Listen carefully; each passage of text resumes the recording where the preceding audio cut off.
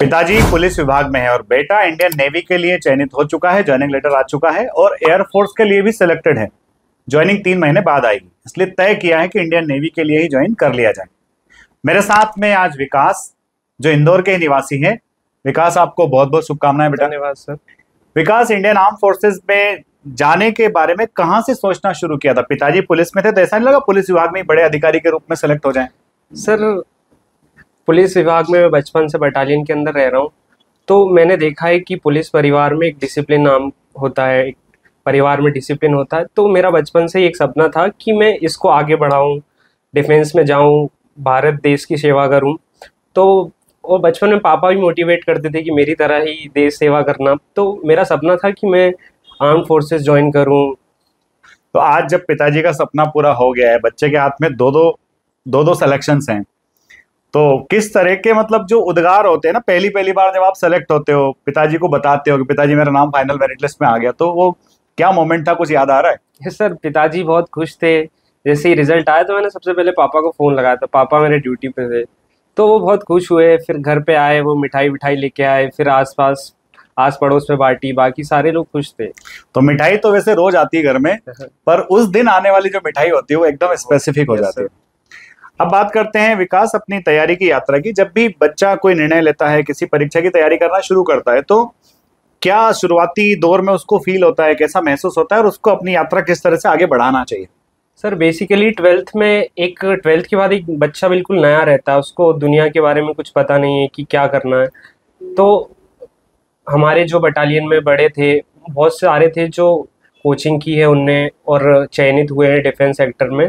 तो मैंने वो भैयाओं से बात करी, पापा ने बताया कि इनका चयन हुआ है बटालियन में।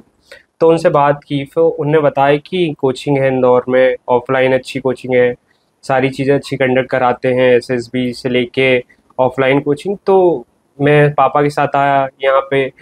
मैम थी जो काउंटर पे, फिर उनने काउंसलिंग करी, फिर उन्होंने पूरा अच्छे से एक्सप्लेन करा कि क्या स्टेजेस होते हैं, क्या क्या करना पड़ता है और हम आपको कैसे तैयारी कराएंगे।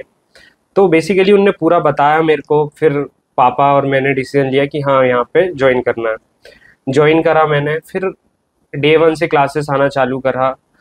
तो फर्स्ट डे सर ने, मेरे को थोड़ा सा डर लग रहा था फर्स्ट डे, तो इंग्लिश वाले संजीव सर थे हमारे, तो उनने बहुत अच्छे से रिलैक्स कराया, फील कराया कि हाँ, घर जैसा माहौल है, टीचर्स परिवार के हैं।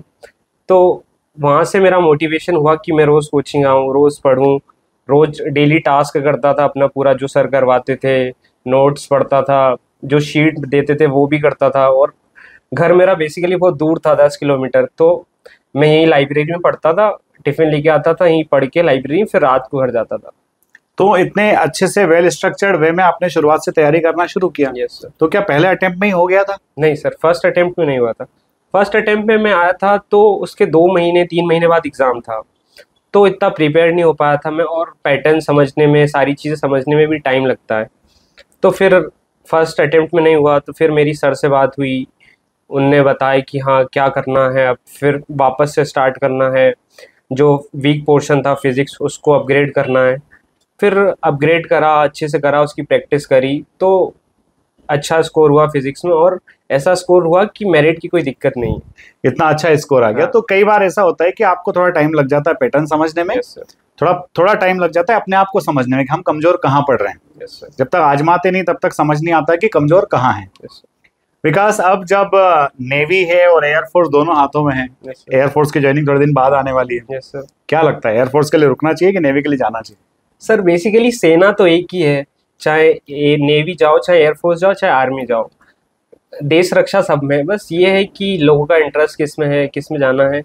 तो अभी पार्टिकुलर मैंने सोचा कि जब तक टाइम है ज्वाइनिंग का, तो मैं नेवी के लिए जाता हूँ। Yes sir. क्योंकि ऐसा कहा भी जाता है पहला अवसर जो मिले, अब चूंकि Yes. बराबर लेवल के अवसर है तो पहला जो अवसर मिल रहा है उसी को अवेल कराना ज्यादा अच्छा होता है। तो विकास, जैसे जो बच्चे अब तैयारी करना चाहते हैं नेवी के लिए या फिर एयरफोर्स के लिए, एयरफोर्स का एग्जाम 25 तारीख को है, तो 20-25 दिन जो बचते हैं एग्जामिनेशन के जस्ट पहले, उन 20-25 दिनों के लिए आप क्या करते थे और बच्चों को क्या सलाह देना चाहेंगे? बेसिकली लोग हाइपर हो जाते हैं एग्ज़ाम आने से पहले, 10-20 दिन पहले टेंशन हो जाती है कि एग्ज़ाम बिगड़ेगा, क्या होगा। तो ऐसा कुछ नहीं करना है, एकदम रिलैक्स रहना है। जो मॉक टेस्ट दे रहे हैं उनको अच्छे से लगाना है, और इम्पोर्टेंट है कि मॉक टेस्ट देने के बाद उसका एनालाइज करना। आप मॉक टेस्ट कितने भी लगाओ कोई मतलब नहीं, अगर उसके बाद जो एनालाइज करोगे वो आपको बेनिफिट करेगा कि कहाँ गलती नहीं करनी है, कहाँ करनी है। तो अगर आप मॉक टेस्ट लगाओगे आखिरी दिन तक तो आप एग्जाम के पैटर्न से फेमिलियर हो जाओगे, वहाँ पे आपको लगेगा कि आप मॉक टेस्ट लगा रहे हो कोचिंग में बैठ के शांति से, तो अच्छा स्कोर होगा। आपको घबराना नहीं है, जो यहाँ पे करवाया जा रहा है उसको ईमानदारी से करें, पूरा 100% एफर्ट दे, आराम से आपका सिलेक्शन होगा, नो प्रॉब्लम। तो विकास ने कितनी गंभीरता से बात कही है कि आपको एग्जामिनेशन के पहले जो 20-25 दिन का समय मिलता है उसमें मॉक टेस्ट को प्रॉपरली देना है, और मॉक टेस्ट सिर्फ देना ही नहीं, उसका एनालिसिस भी करना है कि कहाँ हम गलतियां कर रहे हैं, कौन सी छोटी छोटी गलतियां हमसे हो रही है, और इन गलतियों को इम्प्रूव करके जब आप अपने आप को तैयार करते हो तो फिर आपको जब रियल एग्जाम होता है उसमें लगता है कि नहीं, ऐसा ही लग रहा है शायद जैसा हम एकेडमी बैठ के टेस्ट दे रहे हैं। तो विकास, आपका बहुत बहुत धन्यवाद। फोर्स डिफेंस एकेडमी के बारे में 2 लाइन आप क्या कहना चाहेंगे? सर, फोर्स डिफेंस एकेडमी एक मेरे परिवार की तरह है, जिसने मेरे को बुलंदियों पे पहुंचाया है, और मैं तो एक छोटा बच्चा था जब कोचिंग आया था, और जो आज इस काबिल बना हूँ वो फोर्स के कारण ही बना। थैंक यू सो मच विकास, आप जिंदगी में बहुत सारे बुलंदियों को छुएंगे, बहुत आगे बढ़ेंगे। पूरा फोर्स परिवार आपको बहुत बहुत शुभकामनाएं देता है। Thank you.